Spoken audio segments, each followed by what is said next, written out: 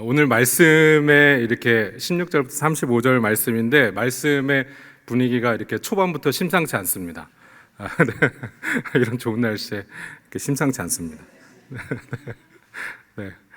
오늘 말씀 보면 16절부터 19절 보시면 모세가 그의 사촌 동생인 것 같습니다. 사촌 동생 고라와 고라를 따르는 모든 무리가 내일 너희가 회막문 앞으로 모두 다 나오라고 모세가 명령하죠. 그리고 너희가 나올 때 각각 자신의 향로와 거기에 불을 담아서 나오라고 모세가 명령합니다.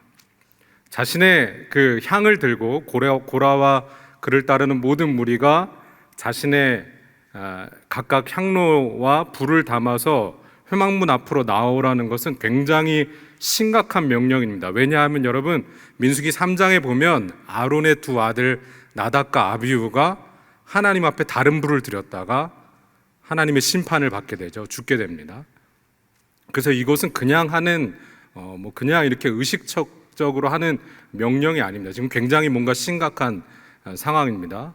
그래서 다음 날 이 고라를 따르는 그 많은 그 무리들이 회막문 앞에 모이자마자 모세와 아론을 대적합니다. 이 대적했다는 표현이 죽이려 했다는 표현일 수도 있고 끌어내리려고 했다는 표현일 수도 있습니다. 그래서 뭔가 상황이 되게 심각합니다. 우리가 명절 때 가족끼리 많이 싸우잖아요.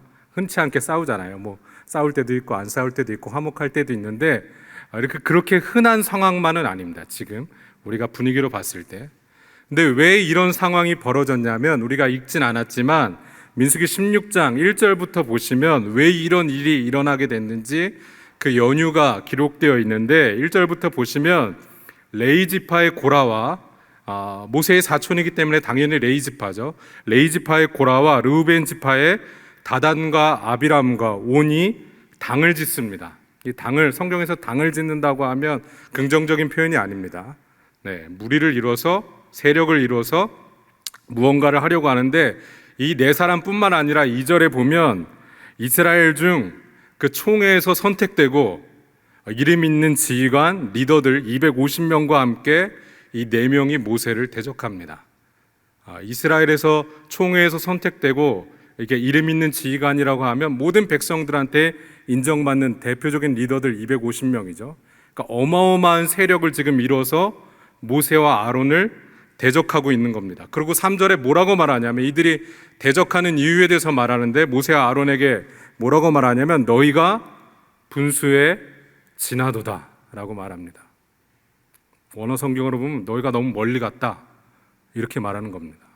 무엇이 멀리 갔냐고 너희가 멀리 갔다 하고 할 때 그 의미의 기저에는 뭐가 있냐면 너희가 공정하지 못하다 라고 말하는 겁니다.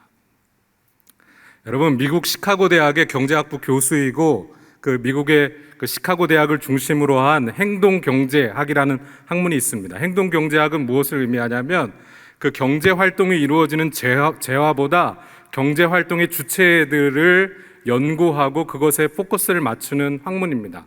그러니까 가령 예를 들어서 경제 활동이 이루어지는데 돈보다 그 재화보다 돈이나 금은보다 그것을 다루는 주체 사람에게 포커스를 맞추는 학문입니다. 이 행동경제학의 대부 시카고 대학의 경제학과 교수인 존 리스트라는 교수가 있는데 이 존 리스트라는 교수님이 2010년에 아주 중요한 테스트 실험을 하나 했습니다. 그게 뭐냐면 그 시카고 지역의 근방에 있는 교육기관을 후원하기 위해서 그 모금 활동을 하는데 200여 명의 사람을 고용해서 두 그룹으로 나눈 겁니다.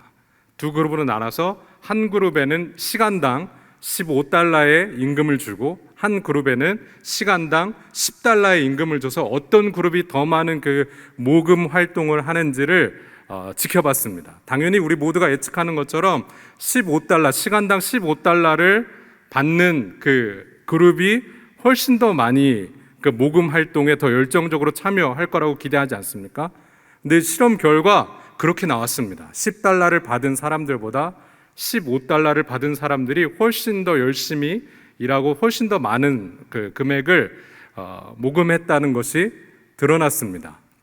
그런데 이 10달러와 15달러의 차이가 훨씬 더 그 5달러의 차이가 더 열정적으로 사람으로 하여금 근무하게 했는지 모금하게 했는지를 더 면밀히 살펴보기 위해서 몇 차례 더 실험을 한 끝에 무엇을 발견했냐면 10달러를 받은 임금을 받은 사람들보다 15달러의 임금을 5달러를 더 받은 사람들이 더 열심히 일한 것이 아니라 5달러를 덜 받은 사람이 덜 열심히 일했다는 것을 발견했습니다.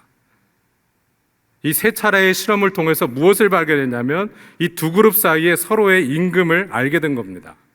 그러자 10달러를 받은 사람들이 자신의 그 공정하지 못한 상황을 알게 되자 일을 하지 않게 되는 것입니다. 그래서 표면적으로 볼 때는 5달러를 더 받은 사람들이 더 열심히 일하는 것 같지만, 임금을 더 많이 받는 사람들이 더 열심히 일하는 것 같지만, 사실 사람의 마음이 일을 덜 하게 만든 것입니다. 이것이 행동 경제학의 굉장히 중요한 이론입니다. 경제 활동을 하는 주체가 어떠한 마음과 어떠한 상호작용을 가지고 일을 하는지가 그 돈보다 훨씬 더 중요하다는 이론이죠. 우리나라에도 여러분 2020년에 인천국제공항 여러분 모두 아실 겁니다. 인천국제공항에 그 비정규직 그 안전요원 그 근무자들을 정규직으로 1,900여 명이 됐는데 정규직으로 전환하는 소위 인국공 사태라는 것이 일어난 적이 있습니다. 정부가 결정을 해서 비정규직 안전요원들을 정규직으로 전환하기로 결정했습니다. 근데 이것이 사회적으로 칭찬을 받은 게 아니라 오히려 어마어마한 청년 세대와 사회적으로 지탄을 받게 됐습니다. 왜냐하면 인천국제공항은 공기업 중에 우리 청년 세대가 가장 들어가고 싶은 기업 중에 하나였거든요. 이 기업에 들어가려면 너무나 많은 스펙트를 쌓아야 겨우 들어갈 수 있는 기업입니다. 그런데 1,900여 명이나 되는 사람들이 아무것도 노력도 하지 않았는데 갑자기 비정규직에서 정규직으로 공기업에 전환이 된 겁니다. 그래서 청년 세대가 일어났죠. 이런 불공정한 결정이 어딨냐고 우리 사회에서 한동안 굉장히 공정함에 대한 이슈가 된 적이 있습니다. 여러분, 이렇듯 사람들은 자신이 정당하지 못한 상황에 놓여 있다고 느낄 때, 공정하지 못한 상황에 있다고 느낄 때, 자신이 남들보다 좋지 않은 상황에 있다고 느낄 때 그것을 견디지 못합니다. 프랑스의 소설가이자 철학가인 알랭 드 보통이 불안이라는 책을 썼습니다. 아주 유명한 책인데 그 책에 알랭 드 보통이 뭐라고 말하냐면, 우리가 동등하다고 여겨서 우리 자신과 비교하는 사람이 늘어날수록 우리의 불안감도 커진다. 그러니까 우리가 비슷하다고 여겨서 우리가 비교하는 사람이 늘어나면 늘어날수록 우리의 불안감이 점점 더 커진다는 것입니다. 여러분, 오늘 말씀에 보면 고라와 아비람과 다단과 온과 250명의 리더들이 왜 모세를 대적하고 너희가 분수에 지나도다 라고 말했냐면, 그들이 볼 때 모세와 아론이 공정하지 않았던 것입니다. 그리고 더 깊이 들어가면 이 하나님의 결정에 공정하지 못함을 느낀 겁니다. 여러분, 오늘 말씀 3절에 보시면, 16장 3절에 보시면 뭐라고 말하냐면, 그들이 모여서 모세와 아론을 거슬러 그들에게 이르되 너희가 분수에 지나도다 라고 말하고, 왜 그렇게 생각했냐면 그 다음에 기록되는데, 회중이 다 각각 거룩하고 여호와께서도 그들 중에 계시거늘 너희가 어찌하여 여호와의 총회 위에 스스로 높이냐고 따져듭니다. 이들이 이 모세와 아론에게 따지고 드는 이유가 지금 무엇입니까? 회중이 다 각각 거룩하고 라고 말합니다. 이것은 회중이라고 표현했지만 사실 자신들을 말하는 겁니다. 우리도 다 각각 거룩하다. 우리도 여호와의 율법을 받은 후에 율법을 지킴으로 우리도 스스로 거룩해질 수 있다 라고 말하고, 그 다음에 하나님께서도 그렇기 때문에 우리 가운데 계신다 라고 자신했습니다. 그런데 왜 너네만 하나님을 대면하고 아론과 그의 가문만, 그의 아들들만 여호와의 지성소에 들어가느냐 라고 지금 반문하고 있는 겁니다. 우리도 하나님을 대면할 수 있고 우리도 하나님을 만날 수 있고 우리도 거룩하다.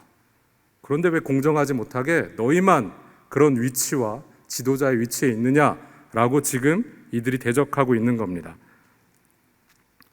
여러분이 고라를 좀 깊이 살펴보면, 민수기 4장에 보면 이 고라는 레위인 자손이죠. 제가 앞서 말씀드린 대로 모세와 아론의 친척입니다. 레위 자손이죠. 하나님께서 이 고핫 자손인데, 오늘 그 1절 말씀에 보면 고핫 자손인데, 이 고핫의 자손들에게 하나님께서 민수기 4장에 보면 굉장히 중요한 역할을 맡기십니다. 뭐를 맡기시냐면 그 성소와 지성소에 있는 기물들을 각종 천이나 각종 그 가죽으로, 각종 색깔의 가죽으로 덮어서 옮기는 역할을 합니다. 이들이 하지 않으면 어떠한 자가 만져도 죽습니다. 이건 정말로 중요한 역할이죠. 그렇기 때문에 고핫 자손들, 고라를 포함해서 고핫 자손들은 지성소에 들어가는 특권이 있는 사람들입니다. 다른 사람들에게는 모두 허락되진 않지만 이 고핫 자손들은 이들이 움직일 때, 이 성소와 지성소의 기물들을 옮길 때 그것에, 그 성소와 지성소에 들어가서 그것을 각종 천이나 가죽으로 덮고 그것을 옮기는 역할을 하는 하나님께서 역할을 주셨습니다. 그러니까 굉장한 하나님께서 특별한 역할을 주신 것이죠. 그런데 그런 역할을 받다 보니까 우리도 지성소에 들어가는데, 우리도 성소의 기물들을 옮기는데, 우리도 거룩한데 왜 하나님께서 모세와 아론에게만 말씀하시고 지도자의 역할을 하시는가? 라고 지금 따지고 있는 겁니다. 받아들일 수가 없는 거죠. 같은 상황이죠. 우리 친척들이고 우리와 별 다를 게 없는 사람들인 것 같은데 왜 우리는 저런 역할을 받지 못하는가? 라는 생각이 마음에서 일어난 것입니다. 그리고 또 한 무리는 르우벤의 자손들이죠. 다단과 아비람과 온입니다. 여러분, 르우벤 가문은 야곱의 장남 가문입니다. 장남이라 하면 지금도 중요한 역할을 하죠. 이 당시에 굉장히 중요한 가문이었습니다. 그래서 이스라엘 안에서 가장 선택됐다고 여겨지는 가문의 사람들 3명, 그리고 아까 말씀드린 대로 이스라엘 총회가 선택하고 이스라엘 백성 중 안에 이름 있는 지휘관 리더 250명이 지금 세력을 이뤄서 모세와 아론을 대적하고 있는 겁니다. 여러분, 이것이 사람이 일하는 방법입니다. 특권을 가진 사람들, 선택돼 보이는 사람들, 명망 있고 능력이 있어 보이는 사람들, 이 모든 세력을 이뤄서 모세와 아론을 대적하고 있는 것입니다. 사람은 이렇게 일하죠.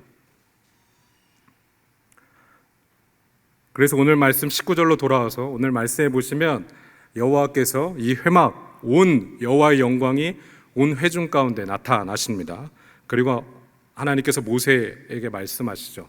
고라와 그를 따르는 모든 무리를 내가 멸하겠다. 이 이스라엘 백성 전체를 멸하겠다 라고 말씀하시자 모세와 아론이 중재자의 역할을 다시 한번 합니다. 민수기 1장부터 계속 보시면 지금 몇 번 모세 아론이 하나님 앞에서 중재자의 역할을 하는데 계속해서 불평하자 중재자 역할을 하는데 다시 한번 모세 아론이 오늘 말씀 22절에 보면 엎드려서 간구합니다. 하나님, 한 사람의 범죄로 모든 사람을 벌하지 마옵소서 라고 간구하자 하나님께서 그 기도를 받아들이시고 모세와 아론에게 명령하죠. 모든 백성에게 명령해서 이스라엘 모든 회중에게 명령해서 고라와 그를 따르는 무리들의 집에서 물러나게 하라고 명령합니다. 그래서 모세와 아론이 고라와 그를 따르는 무리의 집에 찾아가죠. 그래서 하나님께서 어떻게 하시냐면 32절과 33절에 보면 땅이 그 입을 열어 그들과 그들의 집과 고라에게 속한 모든 사람과 그들의 재물을 삼키매 그들과 그의 모든 재물이 산채로 스올에 빠지며 땅이 그 위에 덮이니 그들이 회중 가운데서 망하니라. 이게 하나님께서 하신 결정입니다. 32절과 33절에 보면 고라와 그들의 집과 고라에게 속한 모든 사람과 그들의 모든 재물까지 어디에 빠뜨리셨냐면 스올에 빠뜨리셨다고 성경이 기록하고 있습니다. 구약 성경 안에서 스올은 여러 가지로 번역됩니다.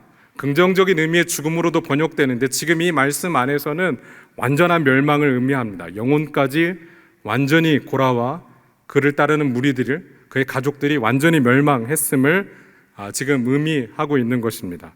그리고 35절에 보면 여호와께로부터 불이 나와서 분향하는 250명을 불사릅니다. 하나님께로부터 불이 나와서 그 이름 있는 리더들 250명을 하나님께서 불사르시죠. 여러분, 오늘 말씀 직전에 민수기 14장에 보면 하나님께서 이스라엘 백성들을 다시 광야로 들여보내십니다. 가나안 땅 그 눈앞까지 왔다가 그들이 정탐꾼들을 보내서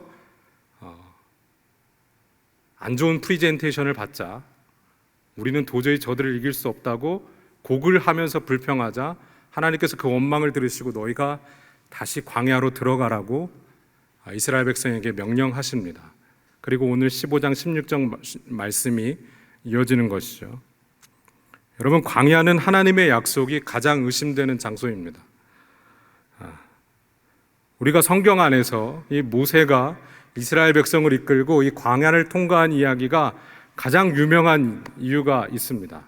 성경 안에서 이 이야기가 가장 유명한 이야기 중 하나인 것은 모든 것이 불가능한 상황이기 때문입니다. 하나도 가능해 보이는 상황이 없는 이야기가 바로 이러한 상황입니다. 여러분, 우리 생각대로라면 하나님은 이 광야를 이끄시는데 80세가 넘는 노인을 지도자로 뽑으시면 안 됩니다. 여러분, 우리의 생각대로라면, 사람의 생각대로라면 이 불가능한 상황 가운데서 80세가 넘는 지도자를 리더로 뽑는 것은 말도 안 되는 행동입니다. 그리고 이러한 백성을 선택하시는 것도 말도 안 되는 것이죠. 세계 최강대국의 한쪽 구석에 노예로 있는 백성들을 선택하시면 안 되는 겁니다. 그리고 무엇보다도 이런 땅으로 이끄시면 안 되는 것이죠.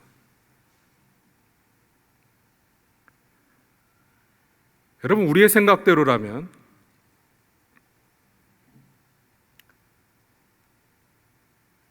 하나님은 이렇게 일하시면 안 됩니다. 이 모든 것이 불가능해 보이는 이 상황에서, 하나도 가능한 것이 없어 보이는 이 상황에서 하나님은 이스라엘 백성을 더 수렁으로 이끄는 것 같은 결정들을 하십니다. 80세가 넘는 노인을 리더로 세우시고 그들을 애굽에서 뭔가 하는 것이 아니라, 뭔가 잃어보는 것이 아니라 그 광야로 이끄시고 40년 동안 이끄시고,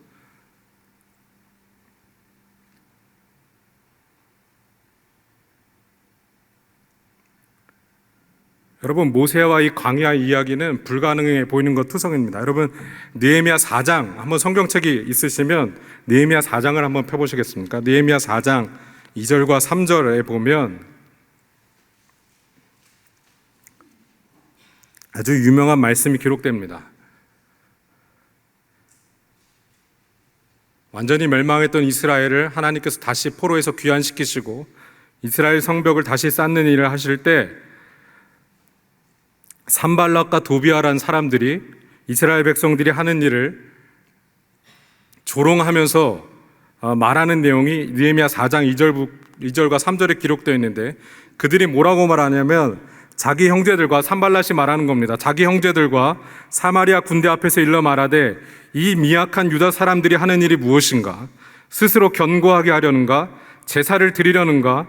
하루의 일을 마치려는가? 불탄 돌을 흙 무더기에서 다시 일으키려 하는가 하고, 암몬 사람 도비아도 곁에 있다가 말합니다. 암몬 사람 도비아는 곁에 있다가 이르되 그들이 건축하는 돌 성벽은 여호가 올라가도 곧 무너지리라 하더라. 여러분, 이것이 사람들이 하나님의 일하심을 보는 관점입니다. 이 미약한 유다 사람들이 하는 일은 무엇인가? 스스로 견고하게 하려는가? 제사를 드리려는가? 지금 저들이 뭘 하려고 하려는가? 하루의 일을 마치려는가? 불탄 돌을 흙무더기에서 다시 일으키려는가? 완전히 항폐화된 이 땅에서 도대체 뭘 하려고 하는 것인가? 무슨 가망성이 있다고, 무슨 가능성이 있다고 저 미약한 백성을 선택하셔서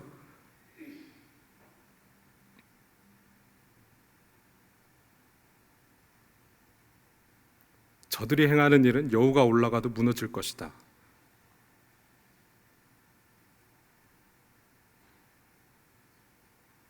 여러분, 이것이 세상 사람들이 하나님의 일하심을 보는 관점입니다. 도대체 무슨 일을 하시는 분이신가? 그런데 여러분, 반드시 명심해야 될 것은 이것이 하나님이 일하시는 방식입니다.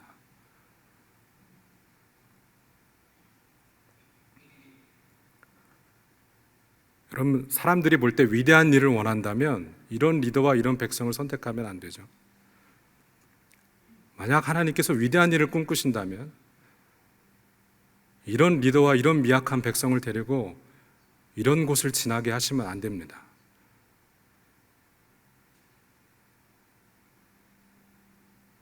그런데 여러분, 우리가 명심해야 될 것은 하나님은 위대한 일을 원하시지 않습니다. 왜냐하면 하나님이 위대하시기 때문입니다. 하나님은 영원 전부터 위대하셨고 어제도 위대하시며 오늘도 위대하시고 지금 이 순간도 위대하시고 영원까지 위대하신 분이십니다. 하나님은 한순간도 위대하시지 않은 적이 없으신 분이시죠.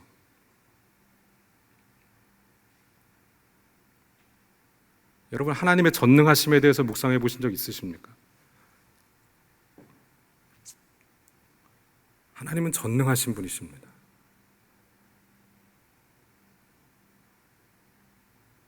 말 그대로 전능하신 분이십니다. 하나님은 모든 것이 가능하신 분이시죠. 능력 위에 능력으로 우리를 향한 주님의 뜻을 이루시는 분이십니다. 여러분, 우리는 하나님이 거룩하시다는 것은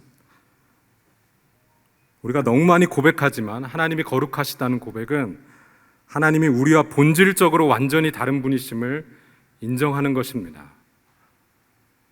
여기서 우리와 다르다고 할 때 우리와 동등하게 다른 분이 아니라 완전히 초월적이시고 완전히 절대적인 분이심을 고백하는 것입니다. 모세가 출애굽기 15장 11절에 하나님에 대해서 고백하죠. 여호와여, 주와 같은 신이 누구시니까? 주와 같이 거룩하며 거룩함으로 영광스러우며 찬송함으로 찬사를 받으실 만한 분이시며 주와 같이 기이한 일을 행하시는 분이 누구십니까? 라고 고백하죠. 주와 같이 기이한 일을 행하시는 분이 누구십니까?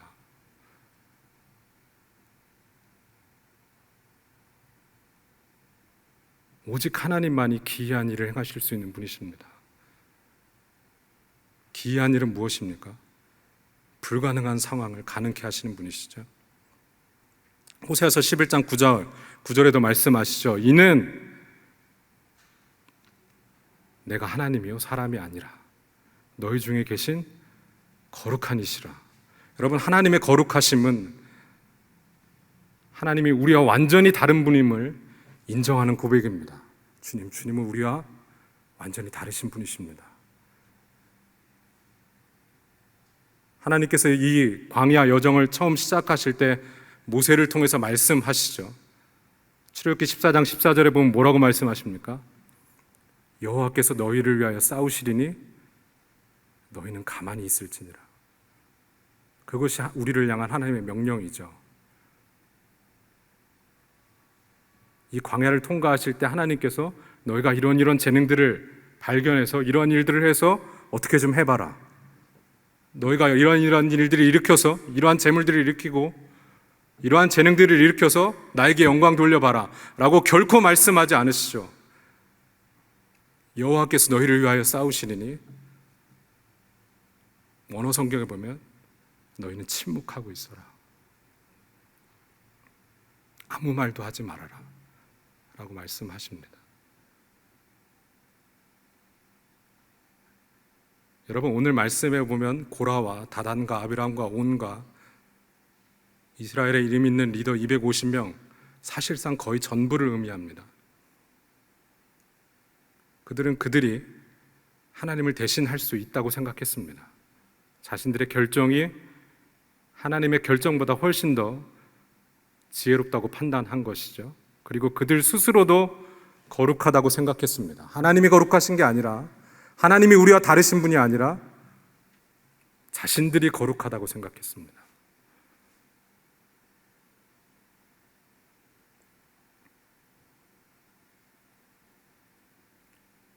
여러분, 이러한 태도가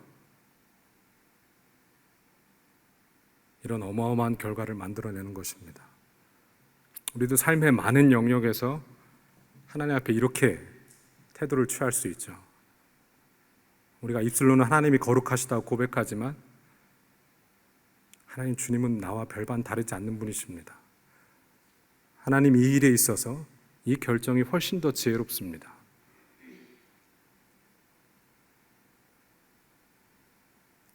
교회 안에서도 하나님, 저도 거룩합니다.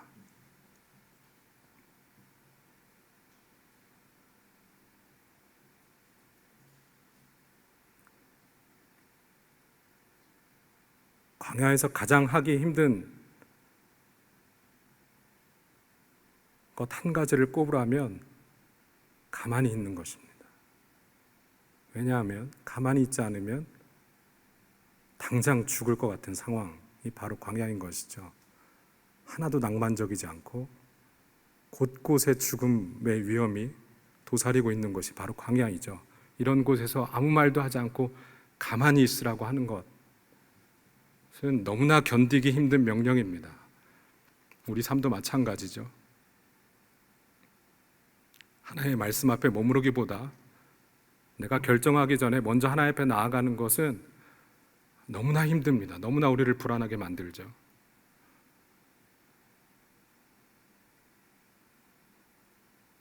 그러나 진심으로 하나님을 만난 사람들은 자신의 입을 닫고 하나님이 말씀하시게 합니다. 여러분, 욥기 42장 보면 욥이 얼마나 불평을 할 만한 상황입니까? 욥기 1, 2장에 보면 드라마 같은 상황들이 펼쳐지죠. 사람의 한 인생에 그렇게 끔찍한 일이 계속해서 있을 수 있을까? 근데 욥기 42장에 욥이 하나님, 이제 내가 하나님을 배웠고 뭐라고 말합니까? 내가 스스로를 거두어 드리고 내 입을 가릴 뿐이라고 말씀드리죠. 여기서 스스로를 거두어 드렸다고 말하는 것은 하나님을 배우자 하나님, 제가 제 자신을 경멸합니다. 여러분, 오늘 말씀 30절에 보면 고라와 다단과 아비람과 오는 하나님을 멸시합니다. 그들이 이 심판을 받게 된 이유였죠. 하나님의 거룩하심을 인정하지 않고 하나님의 전능하심을 인정하지 않고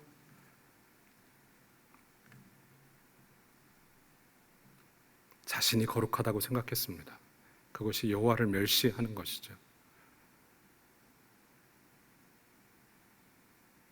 그래서 오늘 말씀을 통해서, 오늘 예배를 통해서 우리가 다시 한번 하나님 앞에 나아가서 하나님의 거룩하심을 인정하고 하나님, 오직 주님이 여전히 주님이십니다. 오직 하나님만이